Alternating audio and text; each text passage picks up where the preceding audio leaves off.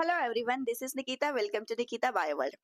हमने microsporogenesis process complete किया था, जिसके थ्रू हमने किसका फॉर्मेशन किया था। माइक्रोस्पोरोजेनेसिस से बनते हैं मैम पॉलन ग्रेन। ठीक है, हमने पॉलन ग्रेन बनाकर रेडी कर लिए। मेगास्पोरोजेनेसिस प्रोसेस से हमने फॉर्मेशन किया था फीमेल गैमेट का। हमने पूरा एम्ब्रियो सेक फॉर्म किया था। एम्ब्रियो सेक के अंदर हमने क्या बनाया था, फीमेल गैमेट बनाया था by the process of megasporogenesis. यानी कि हमने इन दोनों प्रोसेसेस को कंप्लीट करके तैयारी तो पूरी कर ली है मेल गैमेट की और फीमेल गैमेट की। फीमेल गैमेट तो बन ही चुका है। अब मेल गैमेट कब बनता है, जब हमारा पॉलन ग्रेन स्टिग्मा तक पहुंचता है, यानी कि फीमेल रिप्रोडक्टिव ऑर्गन तक पहुंचता है। तो आज की ये जो प्रोसेस है बेटा, पोलिनेशन, परागण, इसकी बहुत जरूरत होती है प्लांट्स में। जैसे ह्यूमंस के केस में या एनिमल्स के केस में, जब मेल गैमेट बन जाए, फीमेल गैमेट बन जाए, तो मेल की बॉडी से फीमेल की बॉडी तक गैमेट्स को भेजने के लिए अलग से कोई मीडियम रिक्वायर्ड नहीं होता है। By the any kind of process male gamete को फीमेल गैमेट तक भेज दिया जाता है। जैसे ह्यूमंस की बात करें तो सेक्सुअल इंटरकोर्स के थ्रू मेल स्पर्म को फीमेल की बॉडी के अंदर इंजेक्ट किया जा सकता है। लेकिन जब हम बात करते हैं प्लांट्स की, तो प्लांट्स तो खुद से मूवमेंट कर नहीं सकते हैं। यानी मूवमेंट कर सकते हैं, लोकोमोशन नहीं कर सकते। प्लांट्स तो एक जगह से दूसरी जगह पर जा नहीं सकते हैं, अपने गैमेट्स को ले जाके दूसरे फ्लावर तक तो पहुंचा नहीं सकते हैं। तो फिर यहाँ पर क्या करना होता है, पोलिनेशन प्रोसेस होती है। पोलिनेशन प्रोसेस का मतलब होता है, एक जो हमने ये एंथर देखा, जो हमारे मेल रिप्रोडक्टिव ऑर्गन होता है, मेल रिप्रोडक्टिव जो सिस्टम होता है, उसका एक पार्ट है एंथर। यहाँ पर जो पोलन ग्रेन्स बनते हैं, इन पोलन ग्रेन्स को किसी भी मीडियम के थ्रू, यानी कि पोलिनेटर्स के थ्रू कहाँ तक भेजना, फीमेल के स्टिग्मा तक भेजना। ये फीमेल रिप्रोडक्टिव ऑर्गन है, फीमेल रिप्रोडक्टिव सिस्टम का एक पार्ट। तो मेल एंथर से फीमेल स्टिग्मा तक किनको ट्रांसफर करना, पोलन ग्रेन्स को ट्रांसफर ट्रांसफर करना। किसकी हेल्प से, पोलिनेटर्स की हेल्प से। पोलिनेटर्स क्या होते हैं, आगे पढ़ेंगे हम। तो पोलिनेटर्स की हेल्प से पोलन ग्रेन को ट्रांसफर करना, ये प्रोसेस क्या कहलाती है, पोलिनेशन कहलाती है, परागण कहते हैं इसको। क्यों जरूरत पड़ती है पोलिनेशन की, क्योंकि प्लांट्स में ऐसा कोई मैकेनिज्म नहीं होता है। प्लांट्स खुद से जाकर के अपने गैमेट्स को ट्रांसफर नहीं कर सकते हैं। तो हमें ये प्रोसेस रिक्वायर्ड रहती है, पोलिनेशन प्रोसेस जरूरी होती है। अब पोलिनेशन की अगर हम सिंपल सी डेफिनेशन लिखना चाहें, तो आप लिख सकते हो यहाँ पर, transfer of pollen grains from, कहाँ से कहाँ ट्रांसफर करना है हमें, from anther to stigma of same flower भी हो सकता है, या फिर डिफरेंट फ्लावर भी हो सकता है। Transfer of pollen grain from anther to stigma of the same flower और डिफरेंट फ्लावर। मतलब ये सेम फ्लावर में भी हो सकता है, डिफरेंट फ्लावर में भी हो सकता है, सेम प्लांट में भी हो सकता है, डिफरेंट डिफरेंट प्लांट्स में भी हो सकता है। सेम फ्लावर और डिफरेंट फ्लावर। थोड़ा सा यहाँ पर मैंने खिचड़ी बना दी है, ठीक है, आप समझ लेना। Transfer of pollen grain from anther to stigma of same flower. यहाँ पर आप देखोगे, यहाँ से हमको ट्रांसफर करना है, क्योंकि पोलन ग्रेन यहीं पर बने थे। पोलन ग्रेन को यहाँ से यहाँ तक ट्रांसफर करने की जो प्रोसेस होती है बेटा, इसको हम बोलते हैं पोलिनेशन। अब ये जो पोलिनेशन होता है, ये अलग अलग टाइप का होता है। जैसे मैंने आपसे अभी अभी यहाँ पर क्या कहा, कि ये ऐसा हो सकता है कि सेम फ्लावर में हो, या फिर डिफरेंट फ्लावर में भी हो सकता है। तो सेम फ्लावर में अगर ट्रांसफर हो रहा है और डिफरेंट फ्लावर में ट्रांसफर हो रहा है, तो मैकेनिज्म तो थोड़ा थोड़ा अलग हो ही जाएगा। मैकेनिज्म अलग हो जाएगा, जो रिजल्ट आएगा, जो आउटपुट आएगा, वो भी अलग हो जाएगा। तो हम यहाँ पर वही देखने वाले हैं, टाइप्स ऑफ पोलिनेशन। पोलिनेशन समझ में आ गया। हमने पोलन ग्रेन को एंथर से स्टिग्मा तक ट्रांसफर करना है। अब ये पोलिनेशन अलग अलग टाइप का हो सकता है। किस बेसिस पर, on the basis of sources of pollen grains, यानी कि पोलन ग्रेन मिल कहाँ से रहा है। अगर सेम फ्लावर है, तो इसी फ्लावर का पोलन ग्रेन है, इसी फ्लावर का स्टिग्मा है। तो हम पोलन ग्रेन की बात करते हैं, पोलन ग्रेन तो सेम ही फ्लावर में था, मतलब एक ही फ्लावर में था, वहीं के वहीं ट्रांसफर करना था। या फिर पोलन ग्रेन किसी दूसरे फ्लावर से आ रहा है, ये एक फ्लावर, ये दूसरा फ्लावर, तो इस फ्लावर का पोलन ग्रेन आ रहा है। यानी कि हमारा पोलन ग्रेन मिलने का सोर्स क्या है, इस बेसिस पर पोलिनेशन हमारे पास तीन टाइप का होता है। समझो इसको। फर्स्ट टाइप ऑफ पोलिनेशन को हम कहते हैं बेटा ऑटोगेमी। ये काइंड ऑफ सेल्फ पोलिनेशन होता है। जैसे पोलिनेशन में होता है, एक जगह से पोलन ग्रेन को उठा करके दूसरी जगह पर ट्रांसफर करना। अगर ये प्रोसेस बेटा किसके अंदर हो रही है, विद इन अ फ्लावर हो रही है, एक ही फ्लावर के अंदर मेल रिप्रोडक्टिव ऑर्गन यानी कि एंथर से पोलन ग्रेन ट्रांसफर हो रहे हैं, उसी फ्लावर के स्टिग्मा तक। जैसे ये वाला देखो आप, ये है हमारा एक प्लांट। इस प्लांट में ये flower number 1, flower number 2। Flower में आप देखो यहाँ पर ये है हमारा एंथर। एंथर से पोलन ग्रेन बन करके ट्रांसफर हुए स्टिग्मा तक। तो ये विद इन फ्लावर बात हुई ना, ये हमारे एक ही तो फ्लावर की बात हो रही है, एक ही फ्लावर के पोलन ग्रेन निकल करके एक ही फ्लावर के स्टिग्मा तक चले गए। इस प्रोसेस को हम कहते हैं बेटा ऑटोगैमी। ये क्या कहलाता है? सेल्फ पोलिनेशन, क्योंकि एक ही फ्लावर के अंदर ये चीजें हो रही है। तो इसको हम, इस मेथड को हम, इस मैकेनिज्म को क्या कहते हैं? ऑटोगैमी कहते हैं, स्वयुग्मन कहते हैं। दूसरे टाइप का होता है जब ऐसा हो कि एक ही प्लांट तो एक ही है, ये आपको दिख रहा है, ये प्लांट एक ही है। ये अगेन हमारा फ्लावर नंबर 1, फ्लावर नंबर 2। लेकिन इस बार क्या हुआ, यहाँ के एंथर से पोलन ग्रेन निकल करके हमारे फ्लावर नंबर 2 के स्टिग्मा पर जाकर लैंड कर रहे हैं। फ्लावर चेंज हो गया। ये फ्लावर नंबर 1 था, ये फ्लावर नंबर 2 था। एक फ्लावर का हमने पोलन ग्रेन यूज कर लिया, इसका पोलन ग्रेन यूज कर लिया, और दूसरे फ्लावर का हमने क्या यूज कर लिया बेटा? स्टिग्मा, यानी कि फीमेल गेमिट हम आगे चल के यूज करेंगे। तो यहाँ पर दो फ्लावर के बीच में बात हो रही है, बट अगेन प्लांट तो सेम ही है, प्लांट तो एक ही है। जैसे यहाँ पर प्लांट एक ही था, वैसे यहाँ पर भी प्लांट एक ही है।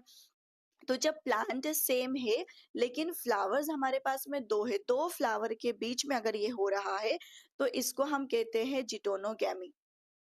इन सबको आगे मैं समराइज करूंगी तब आपको और ज्यादा क्लियर होगा। जब विद इन फ्लावर बात हो रही थी तो हमने उसको ऑटोगेमी नाम दिया।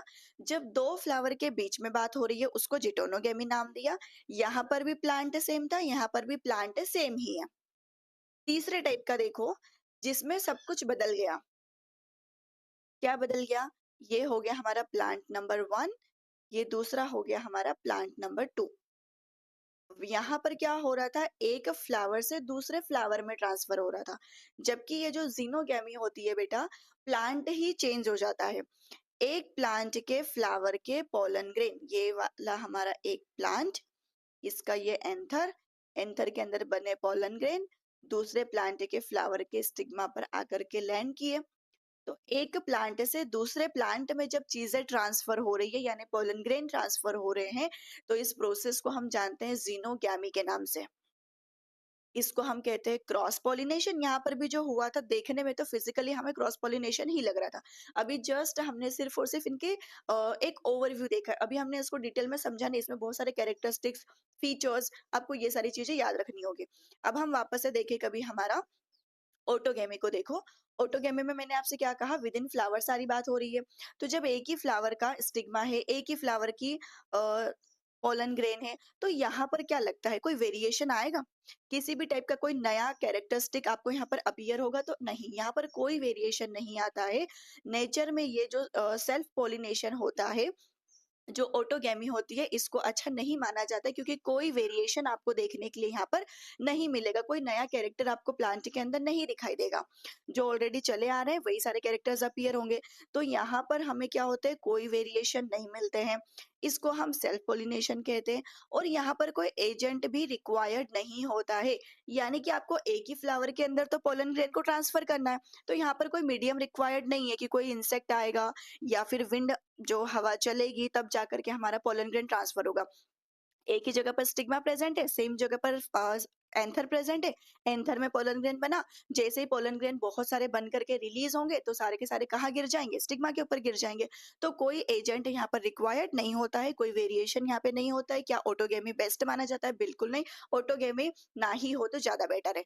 मतलब बहुत सारे प्लांट्स ऐसे हैं जो ऑटोगेमी ही परफॉर्म करते हैं। वो अपनी लाइफ को मेंटेन करने के लिए, बनाए रखने के लिए कुछ नहीं से अच्छा कुछ कर ले, इसलिए वो ऑटोगेमी परफॉर्म कर लेते हैं। अब दूसरे टाइप का जो हमने देखा बेटा, जिटोनोगेमी। जिटोनोगेमी क्या बेटर है? तो बेटर बोल सकते हैं इसको, लेकिन बहुत ज्यादा अच्छा नहीं बोल सकते, क्योंकि अगेन प्लांट तो सेम ही है। फ्लावर भले ही चेंज हो गया, लेकिन प्लांट सेम होने के कारण यहाँ पर भी कोई बहुत ज्यादा वेरिएशन देखने के लिए हमें नहीं मिलता है। इसको हम जब देख रहे हैं तो एक फ्लावर के एंथर से पोलन ग्रेन निकल करके दूसरे तक जा तो रहे हैं, तो कहीं ना कहीं ये हमें क्रॉस पोलिनेशन तो दिख रहा है। फिजिकली ये क्रॉस पोलिनेशन है, लेकिन क्या जीन चेंज होंगे? एक प्लांट के ऊपर दो फ्लावर्स लगे, उनके जीन तो सेम ही होंगे, उनका क्रोमोसोम, उनका डीएनए तो सेम ही होगा। तो क्या यहाँ पर कोई वेरिएशन मिलेंगे? तो नहीं, यहाँ पर भी हमें कोई वेरिएशन देखने के लिए नहीं मिलता है। No variation. फिजिकली भले ही ये हमें क्रॉस पोलिनेशन जैसा लग रहा हो, क्रॉस पोलिनेशन का मतलब होता है बेटा बिल्कुल अलग अलग जगह से हमने अलग जगह से पॉलन ग्रेन लिया और वो डिफरेंट जगह पर जा करके लैंड हो रहा है, यानी कि डिफरेंट स्टिग्मा पर लैंड हो रहा है। वो दो अलग अलग फ्लावर भी हो सकते हैं, दो अलग अलग प्लांट भी हो सकते हैं। तो देखने में तो ये हमें कैसा लग रहा है, क्रॉस पोलिनेशन लग रहा है, लेकिन जेनेटिकली यानी कि यहाँ पर जीन्स तो सेम ही है, तो जेनेटिकली ये सेल्फ पोलिनेशन ही है। दैट्स वाई नो वेरिएशन, यहाँ पर हमें कोई भी वेरिएशन देखने के लिए नहीं मिलेगा। लेकिन बेस्ट माना जाता है बेटा जीनोगेमी। जीनोगेमी में दो प्लांट ही बदल गए, स्पीशीज सेम होगी बट दो प्लांट ही बदल गए, तो उस कंडीशन में क्या होगा, दोनों के जीन अलग होंगे, दोनों के कैरेक्टरिस्टिक्स अलग होंगे, तो जब दो अलग अलग टाइप के जीन मिलेंगे तो कुछ नया आपको मिलेगा, वेरिएशंस दिखाई देंगे। तो यहाँ पर हम इसको क्या मानते हैं, क्रॉस पोलिनेशन तो है ही है, यहाँ पर वेरिएशंस भी आते हैं और ये नेचर में बेस्ट माना जाता है। अब आपने दो अलग अलग जगह पर प्लांट्स लगा दिए, एक प्लांट के फ्लावर पे पोलन ग्रेन बन चुका है, दूसरा प्लांट बहुत दूर है, तो यहाँ से वहां तक अगर आपको कोई चीज भेजनी है तो उसके लिए मीडियम तो रिक्वायर्ड रहेगा, यानी कि यहाँ पर बेटा एजेंट चाहिए होते हैं। एजेंट्स यहाँ पर पॉलिनेटर्स भी हो सकते हैं, इंसेक्ट मतलब एबायोटिक भी हो सकते हैं, बायोटिक भी हो सकते हैं, आगे इनका क्लासिफिकेशन करके हम पढ़ेंगे। तो ये आपको याद रखना है कि हमारा जो ज़ीनोगेमी होता है उसमें भी एजेंट रिक्वायर्ड होता है, जो हमारा चिटोनोगेमी होता है इसमें भी हमको एजेंट रिक्वायर्ड होता है।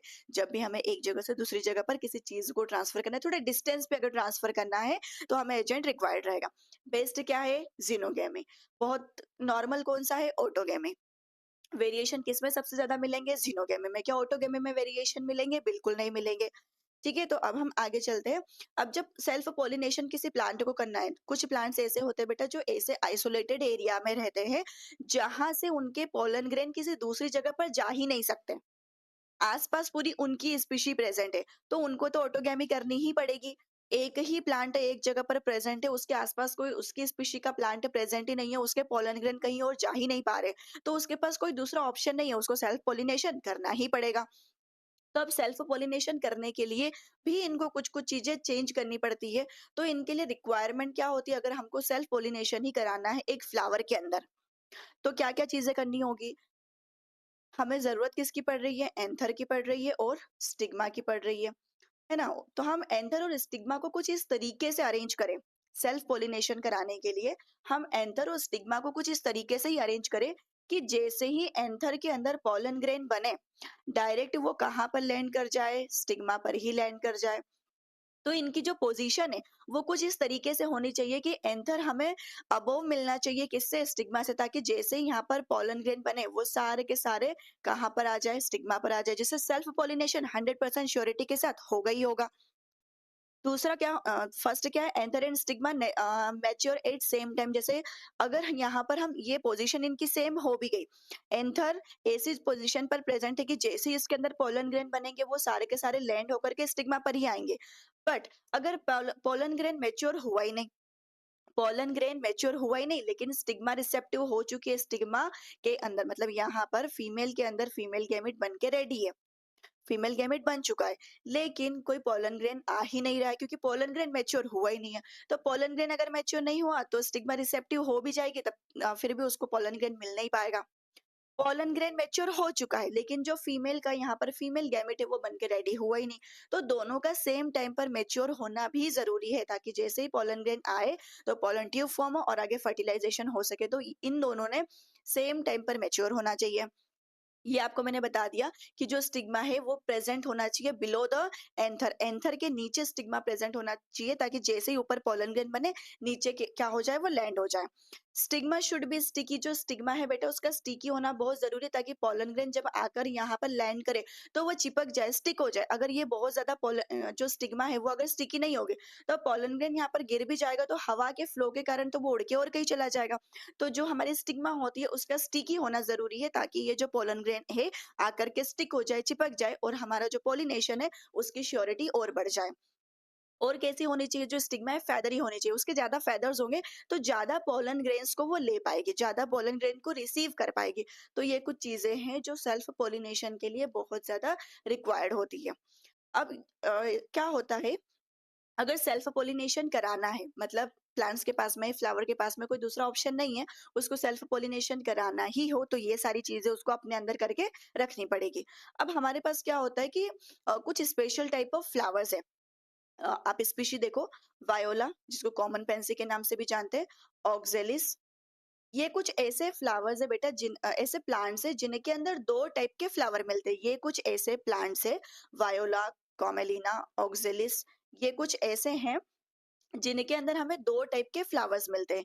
इन 2 टाइप के फ्लावर्स में क्या होता है, एक टाइप का फ्लावर होता है जो क्लिस्टोगेमस कहा जाता है। क्लिस्टोगेमस मतलब बिल्कुल ये हमेशा पैक ही रहता है, जैसे बड होती है, हमेशा कैसी रहती है बड, पैक होती है। जो उसके आइट साइड के पेटल्स होते हैं पूरे क्लोज रहते हैं। आइट साइड के पेटल्स के क्लोज होने के अलावा जो उसके कैलिक्स होते हैं वो उसको प्रोटेक्ट करके रख रहे होते हैं।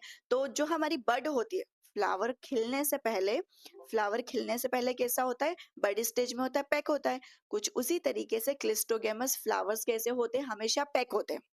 क्यों होते हैं आगे समझ रहे हैं। एक टाइप का फ्लावर इनके अंदर होता है चेस्मोगेमस, जो ओपन होते हैं, नॉर्मल जैसे फ्लावर्स होते हैं, बड स्टेज में बड में रहेंगे, बड जैसे रहेंगे, जब खिलना होगा तब खिल जाएंगे, तो ये चेस्मोगेमस नॉर्मल फ्लावर्स होते हैं।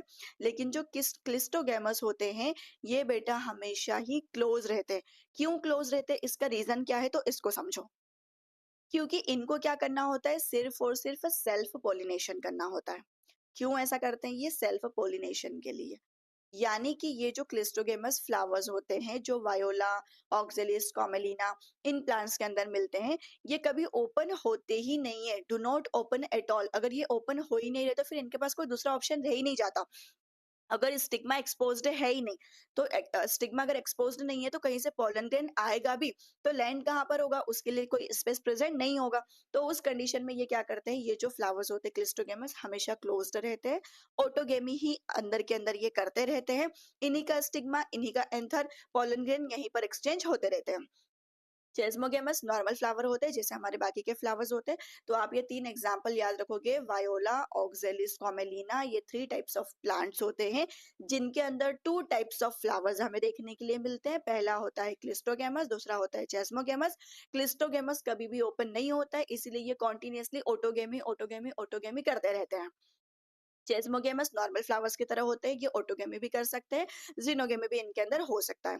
अब जब प्लांट अपने ही अपने अंदर बेटा कॉन्टिन्यूअसली क्या करता रहता है, ऑटोगेमी करता रहता है, तो उसके कारण इनब्रीडिंग डिप्रेशन आ जाता है। इनब्रीडिंग डिप्रेशन का क्या मतलब होता है, जैसे खुद का एंथर, खुद का स्टिग्मा, खुद का पोलन ग्रेन, खुद का ही फीमेल गैमेट, कोई वेरिएशन नहीं आ रहा, कोई चेंज नहीं आ रहा, कोई परिवर्तन नहीं हो रहा, कोई बदलाव नहीं हो रहा है। तो ऐसे कंडीशन को हम कह देते हैं कि इनब्रीडिंग डिप्रेशन हो चुका है। जो बायोलॉजिकल फिटनेस होनी चाहिए एक फ्लावर के अंदर, एक स्पीशी के अंदर, वो बायोलॉजिकल जो फिटनेस है वो क्या हो गई है, कम हो गई है। जो प्लांट जैसे कि ग्रोथ हो गया, फर्टिलिटी हो गया, सर्वाइवल हो गया, इन सब के चांसेस क्या हो जाते हैं, कम हो जाते हैं। जैसे मान लो एक जो फ्लावर था क्लिस्टोगेमस है, उसमें उसके अंदर कोई डिसीज हो चुकी है। अब कॉन्टिन्यूअसली वो क्या कर रहे हैं, अपने ही अपने अंदर ऑटोगेमी किए जा रहे हैं, तो आगे वाली आने वाली जितनी भी जनरेशन होगी, सब में डिसीज होगी, तो उनके सर्वाइवल के चांसेस कम हो जाते हैं, उनकी ग्रोथ कम हो जाती है। यानी कि यहाँ पर मैं थोड़ा सा हिंदी में लिख देती हूँ, वृद्धि यहाँ पर उनकी रुक जाएगी। जो उनकी फर्टिलिटी होती है, यानी कि न्यू प्रोजेनी को प्रोड्यूस करने की जो कैपेसिटी होती है बेटा, वो कम हो जाएगी। सर्वाइवल जो उनका जीने का लाइफ स्पेन होगा वो कम हो जाएगा। तो जो उनकी बायोलॉजिकल फिटनेस होती है वो कम हो जाती है इन ब्रीडिंग डिप्रेशन के कारण। तो अब इसको ठीक करने के लिए प्लांट्स क्या करते हैं, आउट ब्रीडिंग डिवाइसेस का यूज करते हैं। जैसे मान लो कोविड के टाइम पर क्या हो रहा था, जब कोरोना काल चल रहा था, उस टाइम पर सब लोग घरों में पैक थे। घर में रह के क्या बोलते थे कि सब बोर हो चुके हैं, परेशान हो चुके हैं, अब बाहर जाना है। जब आप कॉन्टिन्यूअसली सेम जगह पर रहते हो तो बोर हो जाते हो, एक काम को कॉन्टिन्यूअसली करते रहते हो तो बोर हो जाते हो। तो उससे फ्री होने के लिए, थोड़ा मूड फ्रेश करने के लिए, माइंड फ्रेश करने के लिए आप कुछ अलग काम करते हो। कुछ उसी तरीके से जो प्लांट्स होते हैं कॉन्टिन्यूअसली बेचारे सेम काम किए जा रहे, तो इन ब्रीडिंग डिप्रेशन आ गया। इसको ठीक करने के लिए क्या करेंगे, ये आउट ब्रीडिंग डिवाइसेस का यूज करते हैं। आप घर में रह के बोर हो गए हो तो क्या होगा, आपका आउटब्रीडिंग डिवाइस क्या होगा, आप घर से बाहर निकलोगे।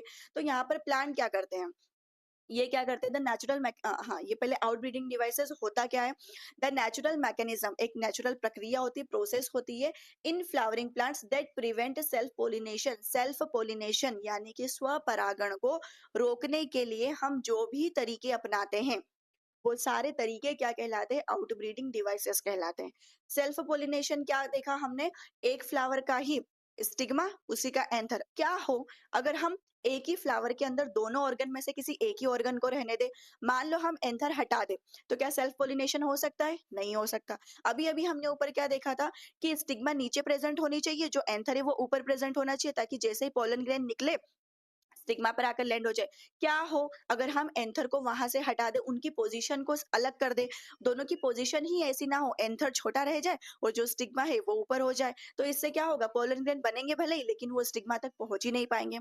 क्या हो अगर हम इन दोनों को सेम टाइम पर मेच्योर ही ना होने दे, जो स्टिग्मा है वो रिसेप्टिव बने ही ना, स्टिग्मा फेदरी हो ही ना, स्टिग्मा स्टिकी हो ही ना, यानी कि सेल्फ पोलिनेशन के लिए जो जो चीजें रिक्वायर्ड थी, यहाँ देखो अभी अभी हमने क्या देखा था, रिक्वायरमेंट्स फॉर सेल्फ पोलिनेशन, जो सेल्फ पोलिनेशन के लिए रिक्वायर्ड चीजें हैं, इन सब को अगर हम हटा देंगे तो क्रॉस पोलिनेशन तो करना ही पड़ेगा, सेल्फ पोलिनेशन क्योंकि हो ही नहीं पाएगा उस कंडीशन में। तो आउट ब्रीडिंग डिवाइसेस बेटा हमें यही बताते हैं। देखो, क्रॉस पोलिनेशन अगर हम करवाना चाहते हैं सेल्फ पोलिनेशन को प्रिवेंट करने के लिए, तो हम क्या कर सकते हैं, हेटेरोस्टाइली कर सकते हैं। हेटेरोस्टाइली का मतलब क्या है, जो लेंथ है स्टेमन और स्टाइल की उसको चेंज कर दे। जो हमारा ये एंथर था, एंथर हमने बताया कि ऊपर प्रेजेंट होना चाहिए, जो स्टिग्मा थी वो नीचे प्रेजेंट होना चाहिए, ये स्टिग्मा यहाँ पर प्रेजेंट होना चाहिए। क्या हो पहले ऐसा होता है, यहाँ से जैसे ही पोलन ग्रेन बनते यहाँ कर लैंड हो जाते, लेकिन क्या हो अगर हम कुछ ऐसा स्ट्रक्चर बना दे, है ना, जो स्टाइल है वो ऊपर हो जाए और जो एंथर है वो यहाँ रह जाए। इससे होगा क्या, यहाँ पर भले ही पोलन ग्रेन बनेंगे लेकिन पोलन ग्रेन यहाँ तक पहुंच ही नहीं पाएंगे। इसको बोलते हैं बेटा हेटेरोस्टाइली। जो स्टाइल का शेप एंड साइज है उसको हमने चेंज कर दिया, शेप या लेंथ है बेसिकली, जो लेंथ है स्टेमन और स्टाइल की उसको हमने चेंज कर दिया। क्या कर सकते हैं और क्या कर सकते हैं, हरकोगेमी कर सकते हैं बेटा। हरकोगेमी का मतलब क्या होता है, कोई फिजिकल बैरियर लगा दे। जैसे यहाँ पर जैसे ही पोलन ग्रेन बने, उन पोलन ग्रेन को हम क्या करें, इन पोलन ग्रेन को यहाँ से यहाँ तक पहुंचने ही नहीं दे, इसके पहले ही हम बीच में क्या कर दे, फिजिकल बैरियर लगा दे। जैसे आपने बेगिंग प्रोसेस सुना होगा, जो ओवरी होती है, सॉरी जो हमारी स्टिग्मा होती है, स्टिग्मा को हम कवर कर दे किसी पॉलिथीन बैग से, तो यहाँ से पोलन ग्रेन भले ही यहाँ पर चले जाए, लेकिन क्या वो स्टिग्मा के अंदर लैंड कर पाएंगे? नहीं कर पाएंगे, क्योंकि हमने फिजिकल बैरियर यहाँ पर लगा दिया है। फिजिकल बैरियर कोई बैग लगा दिया है हमने यहाँ पर। नेक्स्ट है बेटा डायोसी। डायोसी का मतलब क्या होता है कि हम क्या कर दे, एक प्लांट को ऐसा रख दे जिसके अंदर सिर्फ और सिर्फ क्या बनेंगे, मेल रिप्रोडक्टिव पार्ट ही जिसमें प्रेजेंट होगा। ऐसे बहुत सारे प्लांट्स होते हैं जो डायोशियस होते हैं। डायोशियस का मतलब है कि एक पूरे प्लांट में सिर्फ और सिर्फ आपको ऐसे फ्लावर मिलेंगे जिसमें या तो मेल रिप्रोडक्टिव ऑर्गन प्रेजेंट होगा, दूसरा प्लांट मिलेगा जिसमें सारे फ्लावर्स में सिर्फ और सिर्फ क्या मिलेगा, फीमेल रिप्रोडक्टिव ऑर्गन मिलेगा। Example is papaya. जो पपाया होता है उसके एक प्लांट में या तो फीमेल फ्लावर होंगे, दूसरा आप देखोगे उसमें सिर्फ और सिर्फ मेल फ्लावर होंगे। तो क्या पोलिनेशन, सेल्फ पोलिनेशन हो सकता है? नहीं होगा। एक का पोलन ग्रेन बनेगा तो उसको दूसरे तक जाना ही पड़ेगा, क्योंकि उसके खुद की बॉडी के अंदर तो वहां पर स्टिग्मा है ही नहीं। तो डायोशी किया जा सकता है, यानी कि अलग-अलग प्लांट या अलग-अलग फ्लावर्स बनाए जा सकते हैं। एक होता है बेटा डाइकोगैमी। डाइकोगैमी का क्या मतलब होता है कि जो मेल एंड फीमेल है वो डिफरेंट डिफरेंट टाइम पर मैच्योर हो। मैंने आपसे क्या कहा था कि इनका सेम टाइम पर मैच्योर होना ज़रूरी होता है अगर इनको सेल्फ पॉलिनेशन करना है। लेकिन हम चाहते हैं कि ये सेल्फ पॉलिनेशन ना करे, क्रॉस पॉलिनेशन करे। तो उसके लिए हम क्या करेंगे, जो स्टिग्मा है वो बाद में रिसेप्टिव हो, बाद में मैच्योर हो, जो एंथर है वो पहले ही मैच्योर हो जाए। यानी कि दोनों का जो मैच्योर होने का टाइमिंग है उसको हम डिफरेंट कर दें, अलग-अलग कर दें। तो उस कंडीशन में भी सेल्फ पोलिनेशन को प्रिवेंट किया जा सकता है। तो ये सारे क्या कहलाते हैं बेटा, आउट ब्रीडिंग डिवाइसेस कहे जाते हैं। ठीक है, अब आगे हम समझते हैं। नेक्स्ट चीज हमारे पास एजेंट्स ऑफ पॉलिनेशन। हमने पॉलिनेशन के टाइप तो देख लिए, सेल्फ पॉलिनेशन होता है, क्रॉस पॉलिनेशन होता है, ऑटोगेमी, जिटोनोगेमी, जीनोगेमी, सारा कुछ हमने देख लिया। अब नेक्स्ट हमारे पास आता है इन पॉलिनेशन को, इन टाइप के पॉलिनेशन को कराने के लिए जो एजेंट्स चाहिए, जो बीच में मीडियम चाहिए, उन मीडियम को पढ़ने की अब बारी है। Agents of pollination. Agents of pollination का मतलब क्या है बेटा, यहाँ पर मतलब एक एजेंट, एक मीडियम चाहिए। जैसे हमने पोलन ग्रेन की बात की, पोलन ग्रेन को भाई एंथर से स्टिग्मा तक ट्रांसफर करने के लिए कोई तो चाहिए, तो यहाँ पर क्या होते हैं, एजेंट्स। अब ये जो एजेंट्स है जो पॉलिनेशन के लिए रिक्वायर्ड है, ये दो तरीके के हो सकते हैं, मतलब दो टाइप के जो चीजें हैं वो एजेंट का काम कर सकती है। जैसे कुछ फैक्टर्स तो होते हैं एबायोटिक, जो नॉन लिविंग है लेकिन किसका काम कर रहे हैं, एजेंट का काम कर रहे हैं, यानी कि पोलन ग्रेन को ट्रांसफर करने का काम कर रहे हैं। दूसरे होते हैं बायोटिक एजेंट्स, यानी कि ऐसे एजेंट जो क्या कर रहे हैं, लिविंग है, लिविंग होने के बावजूद भी ये क्या कर रहे हैं, पोलन ग्रेन को एक जगह से दूसरी जगह पर ट्रांसफर करवाने में हेल्प कर रहे हैं। कैसे करेंगे, आगे हम इस चीज को समझेंगे। तो जो ये एबायोटिक एजेंट्स है, एबायोटिक का मतलब क्या होता है, नॉन लिविंग, नॉन लिविंग में क्या क्या आ जाता है, जैसे सनलाइट हो गया, वाटर हो गया, विंड या एयर हो सकती है। इसके अलावा जो माउंटेन होते हैं, सॉइल होता है, टेम्परेचर हो गया, ये सारे एबायोटिक फैक्टर्स कहे जाते हैं। अब इनमें से ये जो मैंने जितने भी फैक्टर्स के नाम बोले, उसमें से 2 फैक्टर ऐसे हैं जो क्या काम करते हैं, एजेंट के जैसे काम करते हैं, यानी कि पोलन ग्रेन को एक जगह से दूसरी जगह पर ट्रांसफर करवाते हैं। जैसे फर्स्ट है हमारे पास बेटा विंड। अब जब हवा के माध्यम से पोलन ग्रेन एक जगह से दूसरी जगह पर जाते हैं, तो इस टाइप के पॉलिनेशन को हम क्या कहते हैं, विंड पॉलिनेशन। इसके लिए हम एक टर्म यूज करते हैं विच इज एनिमोफिली। वायु परागण, परागण हो रहा है, पॉलिनेशन हो रहा है, बट किसकी हेल्प से हो रहा है, एयर की हेल्प से हो रहा है। इसको विंड पॉलिनेशन एनिमोफिली कहते हैं। Anemo word is related to wind. ठीक है, अब ये किस में दिखाई देता है, ये जो विंड पॉलिनेशन हो रहा है, मतलब विंड पॉलिनेशन कौन कौन से प्लांट्स करते हैं, जिया मेज हो गया, यानी कि जो हमारा मक्का होता है, मक्के के अंदर विंड के द्वारा पॉलिनेशन होता है। जो ग्रासेस होती है, ग्रासेस के अंदर भी विंड पॉलिनेशन होता है, डेट पाम हो गया, कैनाबिस हो गया, ये सारी प्लांट्स की वेराइटीज है। इनके फ्लावर कैसे पॉलिनेट होते हैं, वायु के द्वारा, मतलब जब एयर्स के थ्रू इनके पोलन ग्रेन आते हैं, स्टिग्मा पर लैंड होते हैं, और देन इनका ये पॉलिनेशन कंप्लीट होता है। अब जब हवा के द्वारा पॉलिनेशन करवाना है, तो एक जगह से पोलन ग्रेन को ट्रेवल करके दूसरी जगह पर जाना है, तो ऐसा तो होगा नहीं कि बहुत लंबा डिस्टेंस भी पोलन ग्रेन आराम से ट्रेवल कर लेंगे, या फिर ऐसा भी नहीं है कि एग्जैक्ट उसी जगह पर जाकर गिरेंगे जिस जगह पर इनको जाना है। तो हम विंड पॉलिनेशन को ज्यादा श्योरिटी के साथ कैसे करवा सकते हैं, क्या हम कंडीशन ऐसी रख सकते हैं जिसके कारण से हमारे पोलन ग्रेन हम जहां पहुंचाना चाह रहे हैं वहां तक पहुंच जाए। यानी कि इस जगह पर कुछ कंडीशंस रिक्वायर्ड होती है, जैसे पोलन ग्रेन कैसे होने चाहिए, ड्राई होने चाहिए। पोलन ग्रेन सूखे होंगे तो ही तो वो हवा के साथ उड़ पाएंगे। बहुत छोटे साइज के होने चाहिए पोलन ग्रेन, लाइट वेट होने चाहिए, नॉन स्टिकी होने चाहिए, वरना वो जाकर के स्टिग्मा से पहले ही किसी और जगह पर जाकर अटैच हो गए, चिपक गए, स्टिक हो गए, तो हमारे ये जो पोलन ग्रेन है ये सब वेस्ट हो जाएंगे। तो पोलन ग्रेन कैसे होने चाहिए बेटा, ये वेट होने, ड्राई होने चाहिए, वेट नहीं होने चाहिए, ड्राई होने चाहिए, इनका साइज स्मॉल होना चाहिए। ये नॉन स्टिकी होने चाहिए, यानी कि चिपचिपे नहीं होने चाहिए। अनवेटेबल वे, कि ये गीले नहीं होने चाहिए, सूखे एकदम ड्राई होंगे तो आराम से उड़ पाएंगे, एक जगह से दूसरी जगह पे ट्रेवल कर पाएंगे। इसके अलावा क्या होना चाहिए, स्टिग्मा में क्या चीजें होनी चाहिए, स्टिग्मा कैसी होनी चाहिए, हेयरी होनी चाहिए, बहुत सारे फेदर्स उसके ऊपर प्रेजेंट होने चाहिए, बहुत सारे हेयर्स प्रेजेंट होने चाहिए। सारी डायरेक्शन में जब वो अपने आप को क्या कर लेगी, फैला के रखेगी, तो कहीं से कोई तो पोलन ग्रेन आकर गिरेगा।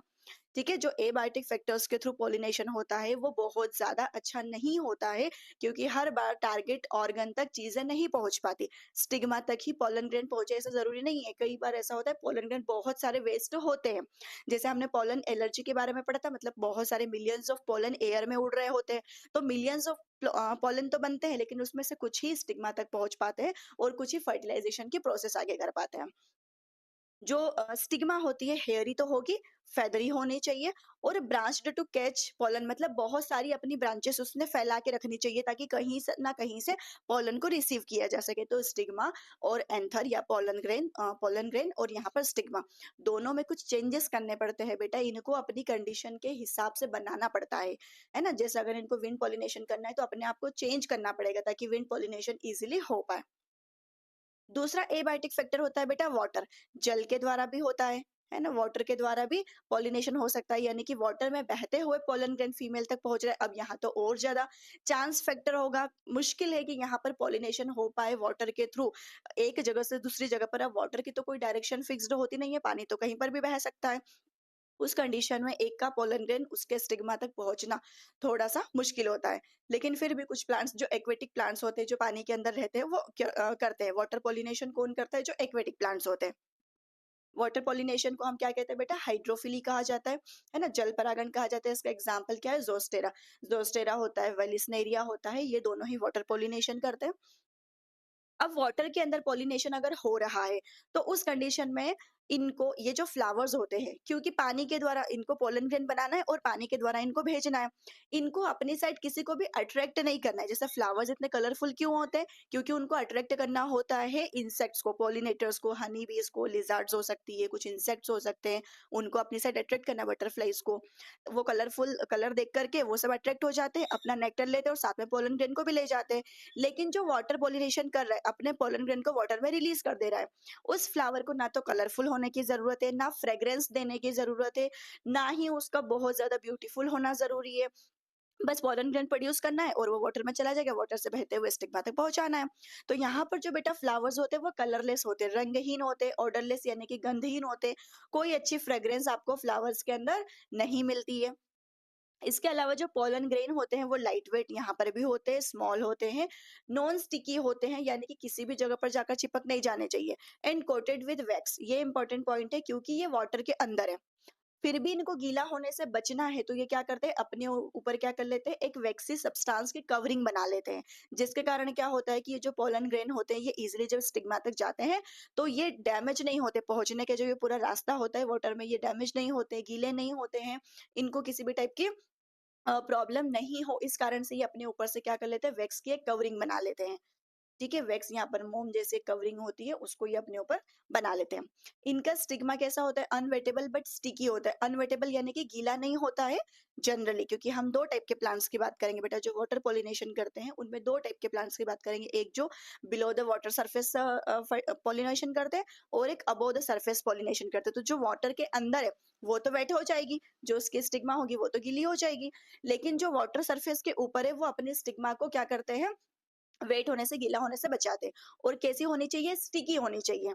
स्टिक ठीक है, यहाँ अनवेटेबल हो गई, कुछ की वेट हो जाएगी जो पानी के अंदर है, कुछ की नहीं होगी क्योंकि वो वाटर सरफेस से ऊपर है, और स्टिकी तो होनी ही चाहिए ताकि जब पोलन ग्रेन आए तो पोलन ग्रेन इजीली अटैच हो पाए। ये तो हमने देख ली किसकी बात, एबायोटिक फैक्टर्स में हमारे पास दो थे, विंड और वाटर। अब ये जो वाटर पॉलिनेशन होता है बेटा इसमें भी दो टाइप का होता है। एक को हम कहते हैं हाइपोहाइड्रोफिली। हाइपो का मतलब क्या होता है बेटा, बिलो। हाइपो का मतलब क्या होता है, बिलो, नीचे, कम, ऐसा बोल सकते हो आप। तो ये जो अधोजल परागण होता है बेटा ये ऐसे प्लांट शो करते हैं, मतलब जो एक्वेटिक प्लांट्स पानी के अंदर रह रहे हैं वो प्लांट्स क्या करते हैं, वाटर सरफेस से नीचे रहते हैं, अगर्स below the surface of water. Water की जो सरफेस है उसके नीचे ही इनका स्टिग्मा भी होता है, उसके नीचे ही इनका पोलन ग्रेन बनाने वाला एंथर भी होता है। तो वाटर के अंदर ही ये क्या करते हैं, पोलन ग्रेन बना करके वाटर में ही रिलीज कर देते हैं, वाटर के साथ बहते बहते ये कहाँ पहुंच जाता है, स्टिग्मा तक पहुंच जाता है। तो ऐसा कौन शो करते हैं, जोस्टेरा। ये जो आपको डायग्राम दिख रहा है ये हो गया हमारा वाटर सरफेस, ये रहा वाटर सरफेस, और इस वाटर सरफेस के नीचे ही आपको दोनों चीजें दिखाई दे रही होगी, ये वाटर सरफेस है हमारा, जल का स्तर, और इस जल स्तर से नीचे ये वाला हमारा एक प्लांट, ये वाला हमारा एक प्लांट। तो एक प्लांट में मान लो यहाँ से पोलन ग्रेन प्रोड्यूस किए, ये वाटर में गए, वाटर के साथ बहते हुए ये कहाँ पहुंच जाएंगे, प्लांट नंबर 2 तक। ये हमारा प्लांट नंबर 2 है, ये प्लांट नंबर 1 है। तो इसके स्टिग्मा जो कि रिसेप्टिव होंगे और उसको क्या करेंगे, रिसीव करेंगे, यहाँ पर क्या होगी, स्टिग्मा होगी। तो एक प्लांट से दूसरे प्लांट में चीजें ट्रांसफर, पोलन ग्रेन ट्रांसफर हो रहे, बट कहाँ हो रहे, बिलो द वाटर सरफेस। तो ऐसा बिलो द वाटर सरफेस को हम कहते हैं हाइपोहाइड्रोफिली, अधोजल परागण, जो कौन शो करता है, जोस्टेरा, एक एक्वेटिक प्लांट होता है। दूसरा होता है बेटा एपी हाइड्रोफिली। एपी का मतलब यहाँ पर क्या हो गया, अबो, आउटर, बाहर। ठीक है, तो ये जो ऊपरी जल परागण शो करता है वो एग्जाम्पल क्या है, वेलिस्नेरिया। ये क्या करते हैं बेटा, वाटर सरफेस से ऊपर की साइड, मतलब यहाँ तक वाटर सरफेस होगा, इनकी बॉडी तो पानी के अंदर ही होती है क्योंकि ये एक्वेटिक है, इनकी बॉडी तो पानी के अंदर ही होती है, ये वाटर सरफेस के नीचे इनकी बॉडी दिख रही है।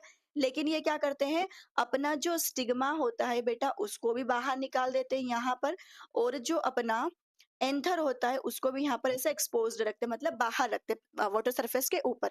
तो जैसे ही इसका क्या बन जाता है, इसके पोलन ग्रेन बन जाते हैं, बट पोलन ग्रेन रिलीज होकर कहाँ आ गए, ये रहे वाटर में। जो मेल इनफ्लोरेसेंस होता है वो भी नीचे ही प्रेजेंट है, देखो। मेल इनफ्लोरेसेंस का मतलब है फुलवाड़ी, एक तरीके से बहुत सारे फ्लावर्स का ग्रुप। तो मेल ऑर्गन तो यहाँ पर प्रेजेंट है, इसने पोलन ग्रेन बनाए, लेकिन वो पोलन ग्रेन देखो वाटर में आ गए। वाटर में आने के बाद में ये क्या करते हैं, ट्रेवल करके वाटर के थ्रू ट्रेवल करके कहाँ पहुंच जाते हैं, स्टिग्मा तक पहुंच जाते हैं। लेकिन ये जो प्रोसेस हो रही है ये कहाँ हो रही है बेटा, वाटर सरफेस के ऊपर हो रही है। अपने स्ट्रक्चर को, अपने आधे स्ट्रक्चर को वाटर सरफेस के ऊपर ले आते हैं। कौन, वेलिसनेरिया अपने जो आधी बॉडी है उसको ऊपर ले आते हैं। इसके एंथर भी ऊपर होता है, और अगर नीचे इसका इन्फ्लोरेसेंस है तो पोलन ग्रेन को भी ये कहाँ रिलीज करते हैं, ऊपर। यानी कि इनका जो पॉलिनेशन होता है वो वाटर सरफेस से ऊपर होता है। इसके पहले जो हमने देखा वहां पर पॉलिनेशन क्या कहाँ हो रहा था, वाटर सरफेस के नीचे हो रहा था। ज़ोस्टेरा में हाइपोहाइड्रोफिली होती है और वेलिस्नेरिया में एपीहाइड्रोफिली होती है। दोनों के डायग्राम्स मैंने आपको क्लियर कर दिया। अब बेटा वाटर पॉलिनेशन में पॉलिनेशन होने के चांसेस इतने ज़्यादा कम होते हैं, बहुत मुश्किल से यहाँ पर पॉलिनेशन हो पाता है। तो वाटर में ही रहने वाले कुछ प्लांट्स है, वाटर में रहने वाले प्लांट्स को ही हम एक्वेटिक प्लांट्स कहते हैं। ठीक है, जो एक्वेटिक प्लांट्स है बेटा, वाटर लिली और वाटर हाइसिंथ, वाटर में रहने के बाद भी ये क्या नहीं करते, वाटर पॉलिनेशन शो नहीं करते। वाटर लिली जिसको हम जलकुंभी भी कहते हैं, ये रहते तो वाटर में ही है, लेकिन फिर भी ये क्या शो नहीं करते हैं, वाटर पॉलिनेशन शो नहीं करते, क्योंकि वाटर पॉलिनेशन में चांसेस बहुत कम होते हैं पॉलिनेट होने के। इसके अलावा जो वाटर हाइसिंथ है ये भी एक्वेटिक प्लांट है, बट स्टिल ये क्या करता है, या तो इंसेक्ट्स के थ्रू पॉलिनेशन करवाएगा, कीट कीड़े मकोड़े इनके थ्रू करवाएगा, या फिर हवा के द्वारा ये क्या करते हैं, पॉलिनेशन करते हैं। बेटा वाटर में रहने के बावजूद ये वाटर पॉलिनेशन शो नहीं करते हैं। क्यों नहीं करते हैं, क्योंकि वाटर से पॉलिनेशन होने का चांसेस क्या होता है, कम होता है। इसीलिए फिर ये क्या करते हैं, अपने जो फ्लावर्स होते हैं इनको कलरफुल बनाना पड़ता है, क्योंकि कीटों को अट्रैक्ट करने के लिए तो इनके पास फ्लावर कलरलेस अगर होते हैं तो इंसेक्ट इनकी साइड में अट्रैक्ट नहीं होंगे। तो ये क्या कर लेते हैं, कलरफुल दिखाई देते हैं। इनके पास हमें अच्छी फ्रेग्रेंस मिल सकती है, स्मेल अच्छी आ सकती है, तो इंसेक्ट इनकी साइड अट्रैक्ट हो सकते हैं। ठीक है, तो इनके फ्लावर्स बहुत बड़े बड़े से हो सकते हैं।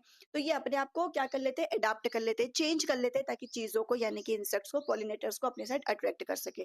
तो ये हमने बात की बेटा एबायोटिक फैक्टर्स की। एबायोटिक फैक्टर्स में विंड एंड वाटर दो याद रखोगे आप। दोनों के एग्जाम्पल भी इंपॉर्टेंट है, और एक्सेप्शन जो वाटर में रहने के बाद भी वाटर पॉलिनेशन नहीं करते हैं वो भी आपको याद रखना है, water lily and water hyacinth. अब आ जाओ बायोटिक फैक्टर्स पर। बायोटिक मतलब जो जैविक फैक्टर्स है बेटा, जो लिविंग ऑर्गेनिज्म है उनका बहुत ज्यादा यूज होता है। पहले नंबर पे आते हैं लिविंग ऑर्गेनिज्म। लिविंग ऑर्गेनिज्म से पॉलिनेशन बहुत अच्छे से होता है। दूसरे पर आती है विंड, और सबसे लास्ट में आता है वाटर पॉलिनेशन। जिसके पास कोई चांस नहीं है, एक्वेटिक है, उसको करना ही पड़ेगा वाटर से पॉलिनेशन, तो ही वो वाटर से करता है। अब जो बायोटिक है बेटा, बायोटिक में कौन कौन पॉलिनेशन करवा सकता है, इंसेक्ट्स करवा सकते हैं, कीट, ठीक है, बर्ड्स करवा सकते हैं। इसके अलावा जो बैट होता है, चमगादड़ जिसको हम कहते हैं, रेप्टाइल्स हो गए जो रेंगने वाले जीव जंतु होते हैं, जैसे कि लिजार्ड्स हो सकती है, स्नैक हो सकते हैं। ये क्या करते हैं, ये भी ये भी क्या कर सकते हैं, पॉलिनेशन करवाने में हेल्प कर सकते हैं। कुछ प्राइमेट्स जैसे कि ह्यूमंस भी हो सकते हैं, कुछ एनिमल्स भी हो सकते हैं, उनके द्वारा ये क्या करते हैं, पॉलिनेशन करवाते हैं। प्राइमेट्स मतलब वो होते हैं बेटा जिनके अंदर मेंस्ट्रुअल साइकिल चलता है। तो ह्यूमंस के जैसे जैसे मंकी होते हैं उनको भी हम प्राइमेट्स कहते हैं। तो प्राइमेट्स भी पॉलिनेशन करवा सकते हैं। अब अगर कोई इंसेक्ट पॉलिनेशन कर रहा है, अगर इंसेक्ट से पॉलिनेशन हो रहा है, तो इसको हम कहते हैं बेटा कीट परागण, एंटोमोफिली। इसको क्या कहा जाता है, एंटोमोफिली, कीट परागण। अगर बर्ड्स से पॉलिनेशन हो रहा है तो इसको हम कहते हैं पक्षी परागण, ऑर्निथोफिली। ऑर्निथोलॉजी कहा जाता है बर्ड्स की स्टडी को। ऐसे ही ऑर्निथो वर्ड रिलेटेड किससे होता है, बर्ड्स से। तो ऑर्निथोफिली हम किसको कहते हैं, पक्षी परागण को। पेट्स अगर चमगादड़ से पॉलिनेशन हो रहा है तो इसको हम कहते हैं चिरेप्टेरोफिली। चिरेप्टेरोफिली बैट्स से होती है, ऑर्निथोफिली बर्ड्स से होती है, पक्षियों से होती है। और इसके अलावा एंटोमोफिली इंसेक्ट से होती है। एनिमोफिली किससे होती है, एयर से होती है। हाइड्रोफिली किससे होती है, वाटर से होती है। अब ये जो इंसेक्ट से पॉलिनेशन करवाना है, यानी कि इंसेक्ट्स को पहले तो अपनी साइड अट्रैक्ट करना पड़ेगा। अब आप इंसेक्ट को ऐसा क्या दोगे जो इंसेक्ट आपके पास आए, अगर आपको किसी को अट्रैक्ट करना है तो उसे कोई चीज देनी पड़ेगी। तो प्लांट्स यही चीज करते हैं। प्लांट क्या करते हैं, प्लांट के अंदर जो फ्लावर्स होते हैं बेटा वो नेक्टर बनाते हैं, मकरंद जिसको हम कहते हैं, जूस बोल सकते हो आप। इसके लिए ये एक लालच है, ये एक रिवॉर्ड होता है जो फ्लावर्स देते हैं किसी इंसेक्ट को। अगर इंसेक्ट इनके पास आता है तो इंसेक्ट्स को नेक्टर मिलेगा, एडिबल पॉलन्स मिलते हैं, जो परागकण ये लोग बनाते हैं, ये भी जो इंसेक्ट आते हैं वो कंज्यूम कर सकते हैं, खा सकते हैं। ये फ्रेग्रेंस प्रोवाइड करते हैं, यानी कि खुशबू बहुत अच्छी देते हैं, इससे अट्रैक्ट होकर कई बार इंसेक्ट्स आ जाते हैं। ये ब्राइट कलर के फ्लावर होते हैं, मतलब बड़े बड़े फ्लावर्स भी हो सकते हैं, कलरफुल बहुत ज्यादा होते हैं, तो इंसेक्ट बटरफ्लाइज इनके साइड में क्या होता है, अट्रैक्ट होते हैं। हनी बीज से बहुत ज्यादा होता है, बटरफ्लाई से बहुत ज्यादा होता है। तो ये सारे रिवॉर्ड्स ये लोग देते हैं, जो फ्लावर्स है ये सारे रिवॉर्ड देते हैं किनको, इंसेक्ट्स को, अपनी साइड अट्रैक्ट करने के लिए लालच देते हैं। इन चीजों की लालच में इनके साइड इंसेक्ट आ जाते हैं, इंसेक्ट को ये चीजें मिल जाती है, और साथ में जो फ्लावर्स होते हैं अपने पोलन ग्रेन उस इंसेक्ट की बॉडी से पूरे चिपका देता है।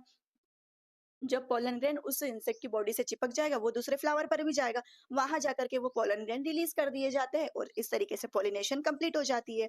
ठीक है, और निटोफिली बर्ड्स के द्वारा भी यहाँ पर भी क्या होगा, बर्ड्स को अट्रैक्ट करना है, तो लार्ज साइज्ड फ्लावर होने चाहिए बेटा, बड़े बड़े फ्लावर होंगे तो ही तो बर्ड्स को दिख पाएंगे, कलरफुल होने चाहिए। इसके अलावा म्यूसिलेजिनस नेक्टर होता है, मतलब नेक्टर यहाँ पर भी बर्ड्स के लिए अलग टाइप का एक सैप होता है।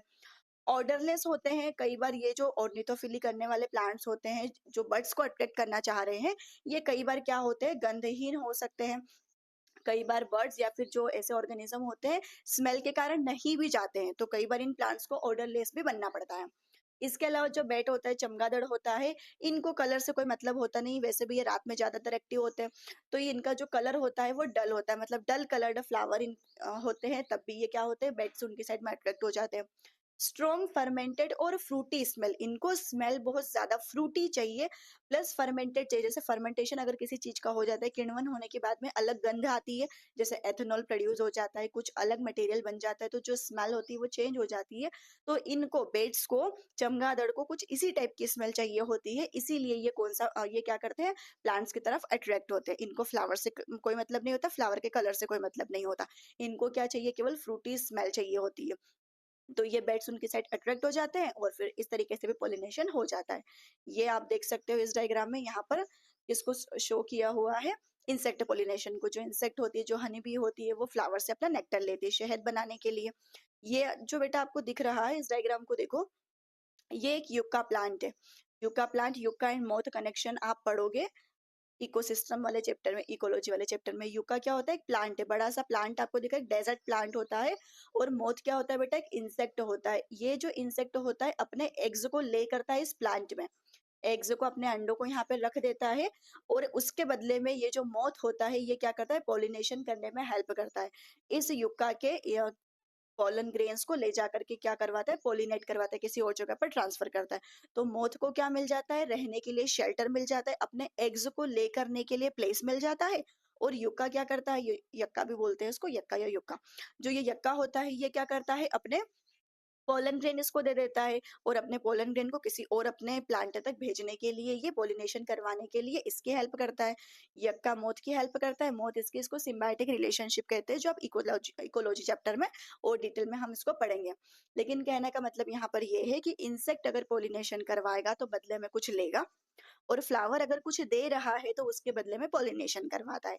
तो ये बेटा पॉलिनेटिंग एजेंट्स कहे जाते हैं सारे। पॉलिनेटिंग एजेंट्स के बारे में हमने देख लिया, पॉलिनेशन प्रोसेस के बारे में देख लिया है। इन द नेक्स्ट वीडियो हम बात करेंगे बेटा पोलन पिस्टल इंटरेक्शन की। अब हमने पोलन ग्रेन को तो पहुंचा दिया है प्लांट तक, अब इस पोलन ग्रेन से आगे चल करके क्या बनानी है, पोलन ट्यूब बनानी है। पोलन ग्रेन से क्या बनेगी आगे, पोलन ट्यूब बनेगी। तो पोलन ट्यूब कैसे फॉर्म होती है, मेल गैमेट कैसे फॉर्म होते हैं, और फर्टिलाइजेशन कैसे होता है, इसको हम समझेंगे नेक्स्ट वीडियो में। निकिता बायो वर्ल्ड के साथ जुड़े रहिए। अगर वीडियो पसंद आई हो, ठीक लगी हो, कुछ डाउट हो, तो हर चीज के लिए आप कमेंट करें। Thank you for watching this video. मिलते हैं नेक्स्ट वीडियो में पोलन पिस्टल इंटरेक्शन के साथ।